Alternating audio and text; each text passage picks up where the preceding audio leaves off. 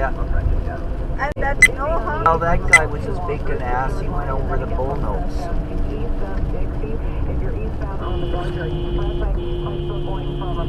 The frick? You looking at me, boy?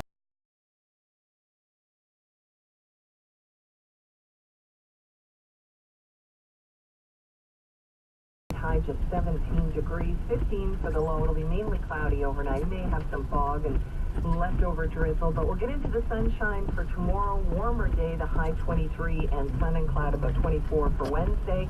Highs Thursday and Friday near 27. Could get some wet weather for the end of the week, but there's that asshole. Get through today, and then we're in for a pretty good stretch of weather overall.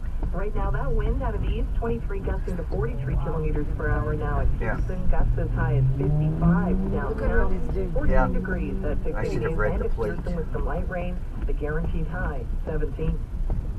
Coming up at 7 o'clock, we are an hour away from learning what a judge has decided when it comes to the city's legal challenge of the provincial legislation cutting the number of counselors. The guy cut off with a stop. There's lots of false.